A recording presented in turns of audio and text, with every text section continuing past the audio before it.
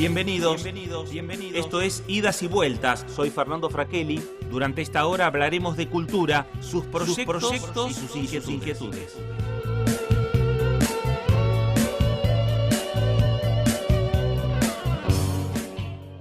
¿Cómo le va? Esto es Idas y Vueltas, por aquí por BCN Radio, la radio de la Biblioteca del Congreso de la Nación.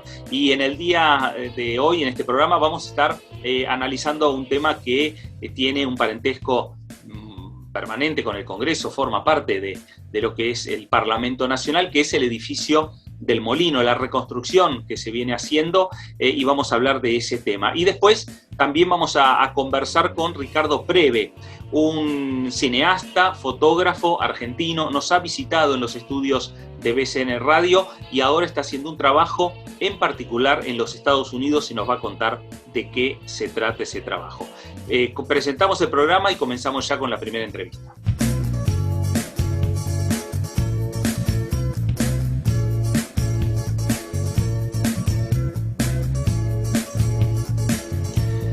Muy bien, comenzamos a transitar este idas y vueltas del día de hoy, como siempre, con la producción general de María Las Salas, de Mariana Franchino, y vamos a conversar con Ricardo Angeluzzi, quien es secretario técnico administrativo de la Comisión Bicameral Administradora de lo que es el edificio del Molino. Ricardo, ¿cómo le va? Gracias por atender Idas y Vueltas y a BCN Radio, la radio de la Biblioteca del Congreso. No, muchas gracias a ustedes. Saludos para vos y para las chicas que están aquí. Bueno, Ricardo, primero preguntarte cómo están las obras, cómo está el trabajo que se viene haciendo, porque quien transita la zona del Congreso, vemos permanentemente que hay avances, claro, de puertas o de la pared hacia afuera, de lo que serían las avenidas Rivadavia y Callao, puertas hacia adentro, ¿qué podemos decir? Y puertas hacia adentro hay mucho más trabajo. Uh-huh. Lo que pasa que realmente lo visible y lo que causa sensación es la fachada de ese imponente edificio, la cúpula, todo su frente que ha sido tan emblemático y que ha estado tan castigado y escondido durante tantos años. Uh-huh. Ahora, la verdad que el trabajo externo es una mínima parte respecto al trabajo de los más de 7.500 metros cuadrados que tiene el edificio. Y particularmente el tema de la confitería. Ahora estamos en una etapa de un profundo trabajo sobre el salón de la confitería histórica. O sea, la planta baja de la confitería, ese salón que junto con el salón del primer piso aparece en tantos sucesos argentinos, en tantos videos y en tantas visitas, que es un salón de una magnitud impresionante, muy superior a cualquier otra de las confiterías históricas de Buenos Aires. Es un salón que conjuga una cantidad de símbolos y de materiales. Es un salón que conjuga mármoles, bronces, oros dorados al oro en el techo, algunas lámparas de una magnitud impresionante, muebles, un mobiliario de madera, artesanal, y ahora estamos en la etapa de reconstrucción de ese salón. Fundamentalmente lo que tiene que ver con su piso. El piso había estado muy deteriorado, producto del paso del tiempo por un lado, y del estilo constructivo. La confitería de Molino es una confitería que tiene una mezcla de estilos constructivos. Por un lado, una parte está hecha sobre lo que eran estructuras de hierro y bovedilla, y otra parte más moderna, de estilo ya de la construcción tradicional de hormigón. Las partes de hierro, que tienen más de 105 años, el 9 de julio aprovecho para decir que cumplimos 105 años, tuvo un grado de deterioro importante, partiendo de la base de la inundación del tercer subsuelo, que ha sido publicitada ampliamente, hasta toda la falta de mantenimiento de la estructura de hierro. Eso hizo que el piso del primer piso tuviera algunas dificultades importantes en términos estructurales. ¿Qué quiero decir con eso? Que había que cambiarlo en buena parte, y en otra parte reforzarlo, para poder habilitar el edificio. Esa es la etapa que estamos encarando. Y te decía que es más significativo que el exterior, porque para que ustedes tengan idea, el piso está hecho en grandes baldosones de mármol. que son de distinto estilo, de distintos colores y con distintas tipologías. Lo que se está haciendo es restaurar ese piso en su estado original. O sea, no estamos poniendo otro piso ni incorporando porcelanato donde está roto.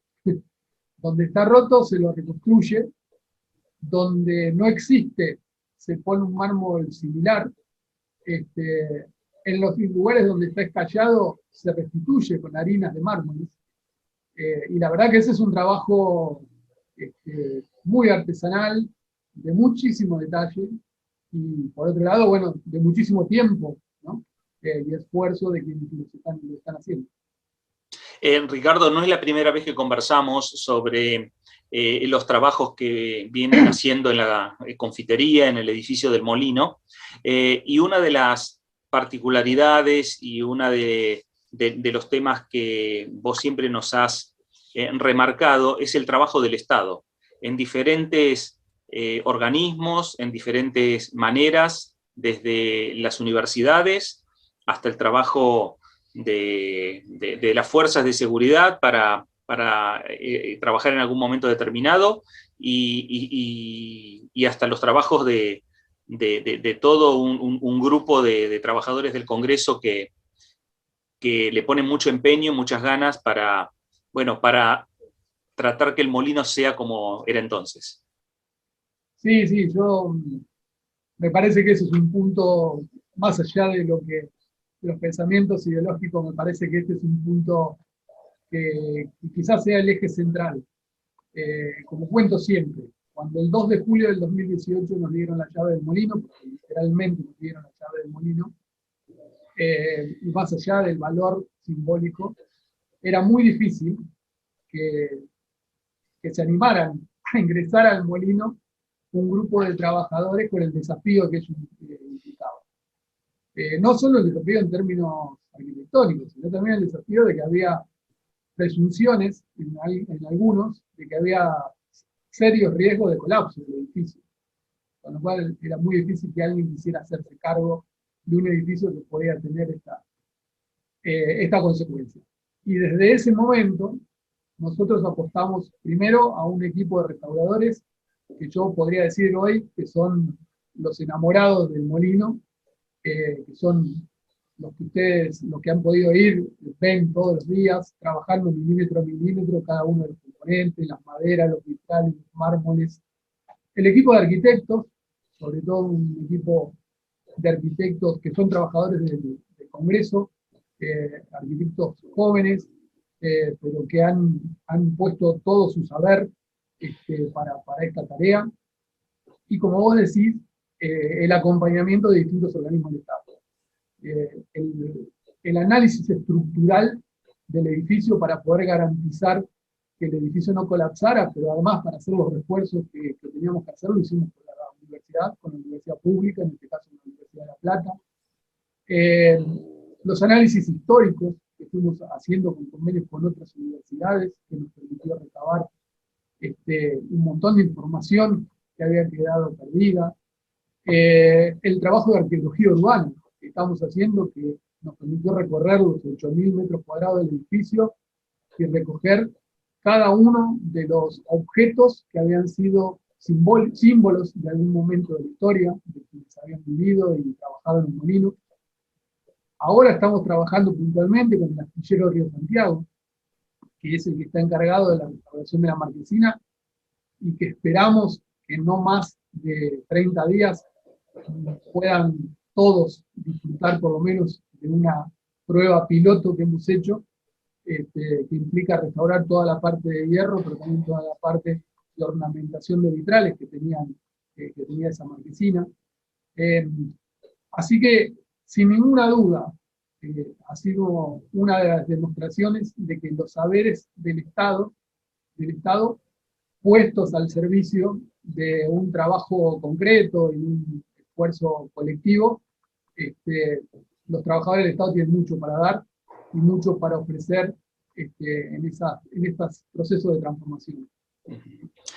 Ricardo, en la construcción o en la reconstrucción de la confitería y del edificio del Molino, ¿cuánto sumó aquellos ex trabajadores, ex consumidores, visitantes, familiares por entonces visitantes de la confitería del Molino, que han llevado fotos, que han llevado recortes, como para orientarlos también a ustedes y a los restauradores, ¿no? Sí, sí. Yo creo que esa es la tercera pata, digamos. La primera pata, si querés, es la que contaba recién, toda esta interrelación de distintos organismos y los trabajadores. La otra pata muy importante ha sido la continuidad política, que yo también lo he remarcado en algunas veces que hemos hablado. Afortunadamente, este proceso tuvo continuidad en el tiempo. Empezó su expropiación en el gobierno de la actual vicepresidenta Cristina Kirchner, con Julián Domínguez en la Cámara de Diputados. Pudimos seguir durante la presidencia de Emilio Monzón en la Cámara de Diputados, y hoy, con la vicepresidenta de la Nación, el presidente de la Cámara de Diputados, seguimos en ese proceso. Así que esa es la segunda parte. Y la tercera parte ha sido el apoyo de la sociedad civil, de la ciudadanía, de la sociedad, que nos han permitido no solo recordar la historia desde el punto de vista cultural, desde el punto de vista político, sino también en muchos casos hasta ayudarnos en la restauración material. Algunos espacios no era posible restaurarlos porque no había registro, no teníamos registro histórico, porque a veces escarbando, como diríamos, en algunas teselas o en alguna cerámica encontramos el origen, está abajo. Otras veces eso es imposible y no se sabe qué es lo que había. Y a partir de fotografías de casamientos, de fotografías de bautismo, de fotografías familiares, hemos podido detectar algunos espacios que también nos han permitido avanzar sobre la restauración.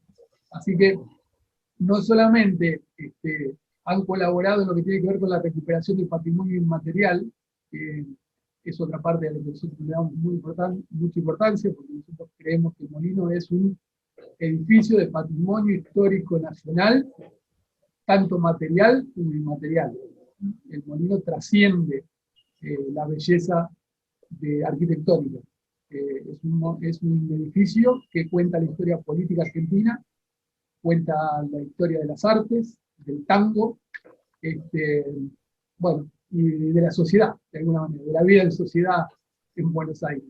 Así que mucho depende de la colaboración de la gente, de la participación en las redes sociales, y bueno, y apostamos a eso. Tenemos muchísimos testimonios de cosas muy, muy lindas, muy sentidas, en algunos casos de trabajadores de más de 80 años que han podido venir, cerrar los ojos y contarnos en el tránsito qué era lo que recordaban de la confitería. Hijas de trabajadores que nos han escrito desde Austria, desde Japón, contándonos, viendo a través de las redes lo que estamos haciendo y contándonos detalles de lo que se acordaban. Así que la verdad que es un esfuerzo de una enorme satisfacción. Ricardo, más allá de las autoridades políticas, que seguramente van a estar, el día que inauguren, ¿imaginás una inauguración, una reinauguración de la confitería, del edificio, con ex porteños que han pasado por esa confitería, por ex trabajadores, o imagino también ex diputados nacionales que a lo mejor tuvieron sus bancas en el año 83 o antes, y que hoy viven y que seguramente han transitado el edificio del Congreso, del Molino, ¿no? Sí, la verdad que la imaginación vuela a lugares por ahí impensados. Nosotros pensábamos el año pasado, pre-pandemia, en hacer una inauguración o algunos eventos de época incluso. Hasta teníamos algún elenco de teatro que nos había planteado recrear algo de eso. Y bueno, nos hemos ido adaptando como todos los argentinos a la pandemia. Digo, nos ha atrasado un año más o menos en nuestro plan de obras. Ahora el 9 de julio mismo, que tenemos 105 años de la creación, pensábamos tener algún hecho público importante, y seguramente lo vamos a circunscribir a estos medios, algún medio claro, audiovisual, pero algo vamos a hacer para el 9 de julio. porque que queremos mostrar el grado de avance. Seguramente van a poder ver buena parte de la confitería restaurada, que les estaba contando. Así que yo creo que sí, una vez que este proceso esté terminado, que esperamos que sea en el transcurso de este año, y para el año próximo podamos empezar a trabajar sobre algunos eventos que tengan que ver con esto que vos contás, como ha ido el Molino siendo receptáculo desde las reuniones políticas, de las reuniones sociales, de los escritores que han pasado, y nos contaba una alumna de Viñas que iba a escribir con él y le enseñaba literatura en las mesas del Molino, la nieta de Beatriz Guido, que también se juntaba con la abuela a leer en las mesas del Molino. Así que me parece que es riquísima la historia, y ojalá en algún momento, no muy lejano, podamos avanzar sobre estas ideas. Sí, porque es como vos señalás, no es solamente un tema arquitectónico, un edificio que tiene su historia y su cultura aquí en la ciudad de Buenos Aires, sino también que tiene parte de la política argentina que pasó por ahí. Sí, desde el 30, el famoso hecho del 30, que decían, dice la historia, que los militantes radicales trataban de repeler el avance de la revolución de Uriburu, hasta lo moderno que nos acordamos todos, la vuelta a la democracia por los 80, la alianza, aunque no sería un gran recuerdo, de los 90, o las reuniones posteriores, pero hasta Alfredo Palacio, digamos, que siempre cuento la anécdota que dejaba su sombrero en la confitería para tener excusa después de las sesiones de volver a tomar el coñac. Así que me parece que Arturo Illia, que era un asiduo concurrente al café de la confitería del Molino, incluso Eva Perón, tenemos registro de que en los inicios Eva Perón era concurrente a la confitería del Molino. Así que, y te digo un dato nuevo que nos surgió en una entrevista. Jacqueline Kennedy estuvo en el Molino en el año 1966. Qué dato importante, ¿eh? Con un artista nacional que era, bueno, no, Miguel Urquijo creo que era, que vivía en el quinto piso. Y como eran amigas, la fue a visitar y se quedó en ese piso de la confitería del Molino, del edificio del Molino. A lo mejor el registro fotográfico de esa visita, a lo mejor en el viejo diario La Prensa, en el diario La Nación, ¿no? Es probable, es probable. Ese es un trabajo de investigación. Claro. Que tenemos un equipo que está trabajando todo el tiempo, porque bueno, algunos datos que vamos pescando tratamos de seguirlo. Así como no hay otros datos no tan alentadores como una cena que hizo en su momento Videla, a la cual concurrieron incluso algunos políticos que seguramente no lo querrán tener en su currículum, pero seguro. Que en una revista Gente se coló una foto. Alguna foto. Ricardo, gracias por estos minutos para con BCN Radio, la radio de la Biblioteca del Congreso de la Nación. Saben ustedes que cuentan con nosotros para difundir el trabajo que vienen haciendo, que es importante no solo para la cultura argentina, para la política argentina, sino también para lo que tiene que ver con el trabajo del Congreso de la Nación. Gracias, Ricardo. No, por favor, gracias a ustedes, y sí, para nosotros es la verdad una satisfacción, porque bueno, siempre el Estado Congreso también puede tener este tipo de hechos y de eventos, y invitar a la gente, a todos, a que a través de las redes sociales sigan colaborando con la restauración de este edificio municipal. Muchas gracias a vos y a todos. Gracias. Ricardo Angeluzzi, quien es el secretario técnico administrativo de la Comisión Bicameral Administradora del edificio del Molino, que esperemos que prontamente abra nuevamente sus puertas. Pausa y enseguida más idas y vueltas.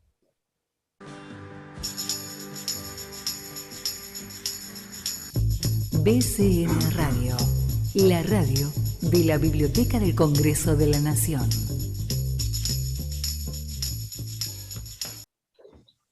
Muy bien, último bloque de idas y vueltas, por aquí por BCN Radio, la radio de la Biblioteca del Congreso de la Nación, y es un gusto saludar a Ricardo Preve, a un cineasta argentino, a fotógrafo argentino que en estos momentos está en Virginia, en los Estados Unidos, con un documental, trabajando en un documental, de la Nubia a La Plata. Ricardo, un gusto saludarte nuevamente.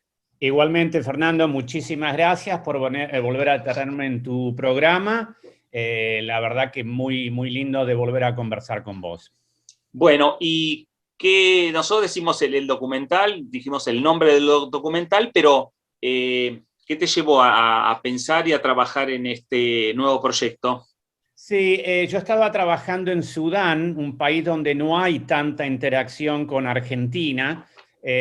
Vos me habías hecho una entrevista por mi documental Volviendo a Casa, donde habíamos estado filmando en Sudán, y en el curso de las filmaciones empecé a escuchar, como habíamos estado trabajando con arqueólogos y antropólogos, de la misión arqueológica franco-argentina a Sudán de los años 60. Y yo dije, no puede ser, debe haber un error. Viste que a veces la transliteración del idioma árabe al idioma inglés no es exacta. Digo, debe ser franco-argelina, pensé yo, o franco-austríaca, o franco-australiana, pero argentina. Pero no, efectivamente averigüé de que en 1961 y por 3 años, un grupo de argentinos, liderados por el doctor Abraham Rosenwasser, se dedicaron a contribuir a salvar un enorme patrimonio arqueológico que iba a ser destruido por la construcción en Egipto de la represa de Asuán sobre el río Nilo, y me pareció que era una historia muy interesante para contar, algo de lo cual podíamos estar orgullosos como argentinos, y algo tan insólito realmente de pensar de argentinos en la Nubia que me puse a investigar más en el tema. Claro, y ahí esa investigación te llevó a Estados Unidos para hacer unos reportajes. Sí, descubrí que el doctor Abraham Rosenwasser, el que había hecho este trabajo, había fallecido en 1983, pero que una hija de él, que hoy tiene 89 años y es también una persona muy, muy culta y muy conocedora, una científica, vive en una ciudad de California, se llama La Joya, cerca de San Diego. Así que me puse en contacto con ella a través de antropólogos y arqueólogos argentinos, amigos en común, y ella accedió a ser entrevistada para contarnos de la historia de su padre, de la historia de estas expediciones y compartir con nosotros muchos documentos como fotos, mapas y cartas sobre qué había pasado con esta banda de argentinos que había ido a un lugar tan lejano como Sudán en 1961. Ahora, Ricardo, la primera reacción de la hija fue ¿por qué tardaron tanto tiempo en venir a preguntarme, a consultarme, o qué vienen a hacer acá? No, la reacción fue muy positiva. La doctora Elsa Rosenwasser de Fejer es una mujer, decir que es inteligente no es suficiente, tiene un doble doctorado en física y matemática, es una científica muy reconocida a nivel mundial, entendió enseguida lo que nos interesaba, se puso a disposición del proyecto y hemos tenido una primera filmación que sucedió hace más o menos 2 semanas, en la cual la entrevistamos a ella y establecimos como un poco el relato de estos eventos que sucedieron, y ahora la idea es de continuar la filmación en Argentina más tarde este año. Ajá, ¿y cuándo ustedes piensan que el producto puede estar disponible para que todos podamos verlo, para disfrutarlo? Bueno, vos sabés, Fernando, que hoy todas las respuestas están condicionadas a la maldita palabra COVID, digamos, ¿no? El trabajo del doctor Rosenwasser resultó que Argentina sea el único país en América Latina que tiene una importante colección de objetos egipcios de la cultura de los faraones, que se encuentran hoy en una sala especialmente acondicionada en el Museo de Ciencias Naturales de La Plata. Era ya la colección más importante, y aún más ahora porque hace un par de años hubo un enorme incendio en Río de Janeiro, en Brasil, en el único otro museo que albergaba piezas de la cultura egipcia en América Latina y se perdieron. Este museo obviamente tiene que estar abierto y funcionando para que podamos ir y filmar Claro. todo este acervo que nuestro país resultó tener a través del trabajo del doctor Rosenwasser. Pero en general nuestra idea es de filmar en octubre, asumiendo de que ya el país haya logrado recuperarse y terminar el producto, el documental, antes de fin de año. Vamos a estar en medio de la campaña electoral o casi ya por ir a votar, porque se han cambiado las fechas, se ha corrido el calendario electoral para el mes de noviembre, Okay. Así que vamos a estar en eso. Entonces el próximo paso, después, cuando termines el trabajo en los Estados Unidos, es la ciudad de La Plata. Sí, el trabajo en Estados Unidos está terminado. El trabajo es tanto en Carlos Casares, que es un pueblito en el medio de La Pampa donde nació el doctor Rosenwasser, como en Buenos Aires, donde fue decano de una facultad en la Universidad Nacional de Buenos Aires, donde se recibió de abogado, donde se recibió de profesor de historia, como justamente bien decís en La Plata, donde su trabajo de tantos años finalmente llegó a buen puerto. Y también tenemos una segunda unidad que va a filmar en Sudán, porque el acuerdo que hizo el doctor Rosenwasser con las autoridades sudanesas fue una parte de lo que él encontró quedó en Sudán y otra parte vino a Argentina. Entonces, habiendo yo ya filmado en Sudán y teniendo muchos contactos ahí, vamos a también comparar algunas de las piezas que encontró el doctor Rosenwasser que se encuentran en el Museo Nacional de Khartoum, en Sudán, con las piezas que tenemos en Argentina, y por eso la idea es de la Nubia a La Plata. Estamos juntando dos culturas tan distintas, pero que nos muestran que al fin y al cabo somos todos parte de esta gran familia humana, ¿no? Ricardo, para este documental, ¿cuánta gente está trabajando? Siempre trato de trabajar con la menor cantidad de gente posible, porque los documentales tienen que ser un poco como un insecto, como una mosca en la pared, donde no te notan demasiado y no hay que jugar mucho a cine con mucha... En La Joya fuimos 4 personas, pero ya más hoy para filmar documentales hay cámaras modernas que son de altísima resolución, filman en 6 o 8K, pero son de un tamaño casi de una cámara fotográfica. Entonces, claro, se puede hacer un trabajo mucho más ágil, mucho más dinámico. En general, documentales, los equipos son 4 o 5 personas. ¿El cineasta le gusta más hacer documentales o hacer cine? A mí me gustan las dos cosas. Volviendo a casa, al documental anterior, acordate que tuvimos una gran cantidad de recreaciones históricas, construimos un submarino de la Segunda Guerra Mundial, en escala 1:1. De paso, hoy ya sé que no es el día que sale el programa, pero es el aniversario del hundimiento del submarino Macalé, que dio origen a esta película. Así que a mí me gusta mezclar las dos cosas. En el caso de La Nubia a La Plata no va a haber recreaciones históricas, va a ser un documental más clásico, pero también estoy trabajando actualmente en otros proyectos de ficción. Claro, y el documental tiene también eso que es el reportaje y la palabra a veces del protagonista o de diferentes protagonistas muy cercanos a la figura que estás documentando. Sí, obviamente buscamos eso para darle al espectador la idea de quién era este hombre extraordinario que fue el doctor Rosenwasser. Su hija es una muy elocuente narradora, pero también tenemos planificados entrevistar a muchísimos de los alumnos que el doctor Rosenwasser enseñó en su profesorado de historia o en la escuela de arqueología, en la facultad. Nos han escrito, nos han hablado, nos han contribuido recuerdos de él, y sabemos que fue una personalidad que afectó la vida de muchas personas. Fue amigo de Manuel Mujica Lainez, quien lo invitó a ser miembro de número de la Academia Argentina de Letras, fue amigo de Borges, de Bioy Casares, de muchos otros escritores. Por lo tanto, tuvo un impacto muy fuerte en la cultura argentina, y buscamos también los testimonios de otra gente que lo haya conocido.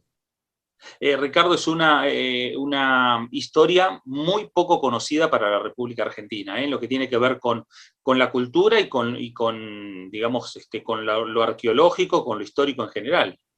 Es cierto eso, y eso es lo bueno de ser un documentarista. Podés contar las historias que otros no han todavía contado y agregar a nuestra conciencia nacional, a nuestro patrimonio nacional. Tenemos tantos problemas, por supuesto, pero de vez en cuando también tenemos que reconocer los logros de la ciencia argentina, del trabajo de argentinos. Esto fue decir que fue hecho un pulmón, fue decir poco, digamos. Vos imaginate lo que era en 1961 de viajar de Buenos Aires por varios aviones, llegar a Khartoum, la capital del Sudán, luego un avioncito chiquito, llegar a la Nubia, luego atravesar el desierto en auto, luego atravesar el Nilo en una feluca y luego quedarse meses trabajando en el calor del desierto, pero con el infaltable mate, las alpargatas y esas imágenes de Argentina que a mí me gusta también pensar que en alguna forma nuestro país ayudó a una obra importante desde el punto de vista cultural e histórico. Claro, y que además te motiva a hacer el trabajo que estás haciendo. Absolutamente, y te hago notar que probablemente el doctor Rosenwasser haya sido el último argentino que estuvo en Sudán trabajando activamente antes que yo. Se han pasado como 60 años y ahora llegué yo, así que me pareció también lógico que yo tenía un poco una responsabilidad de contar la historia de esta gran persona y que creo podemos agregar a nuestro acervo cultural también con el documental. Ricardo, nos está impactando aquí en Argentina la segunda ola de la pandemia del COVID. Y siempre miramos Europa y miramos Estados Unidos que han pasado. ¿Cómo están ahora? Que es, en definitiva, como ustedes están ahora, vamos a estar nosotros más adelante. Esperemos que sí. Acá la vacuna es ampliamente disponible. Vos podés ir a cualquier farmacia y te la dan como la vacuna contra la gripe o comprarte una aspirina. Aproximadamente la mitad, un poco más de la mitad de la población está vacunada y a partir de, te dirías, las últimas 2 semanas se ha despertado quizás una percepción de que la vida está volviendo a la normal. Acá hay inflación, obviamente para los argentinos nos reímos de la inflación de los norteamericanos, pero hay una inflación en el sentido de que faltan productos porque la gente está saliendo a comprar cosas. O sea, se está retomando la actividad, lo vemos en el cine, donde había quedado todo parado por el COVID y ahora nos están contratando para hacer nuevos trabajos. Así que aguante Argentina, aguanten y espero que pronto también ustedes puedan salir de esa tremenda situación en que se encuentran ahora. Ricardo, como siempre es un gusto, un placer charlar contigo, contarnos el trabajo que estás haciendo, llevando la bandera argentina en distintos puntos del mundo, y ese trabajo seguramente lo vamos a ver prontamente en alguna sala de la ciudad de Buenos Aires. Y también agradecerte este mensaje final, ¿no? Respecto de que aguantemos, porque la vacunación es lo más eficiente y eficaz para combatir este virus. Absolutamente. Si yo pienso en enero de este año, hace 6 meses, estaba muy preocupado por esta situación. Y hoy no te digo que el COVID no lo consideramos, pero no existe más como el tema, digamos, que se habla todos los días. Ricardo, gracias. Gracias a vos y gracias a la radio de la Biblioteca del Congreso de la Nación. Gracias, Ricardo Preve, un cineasta argentino y documentalista, y este trabajo que está haciendo en distintos puntos en los Estados Unidos, en Sudán, y próximamente va a estar grabando en la ciudad de Buenos Aires, en la ciudad de La Plata, aquí en la República Argentina, en Carlos Tejedor. Punto final para el Idas y Vueltas del día de hoy. Nos reencontramos próximamente, como siempre, por aquí, por BCN Radio, la radio de la Biblioteca del Congreso de la Nación. Gracias. Programa producido por la Subdirección de Prensa y Difusión de la Biblioteca del Congreso de la Nación.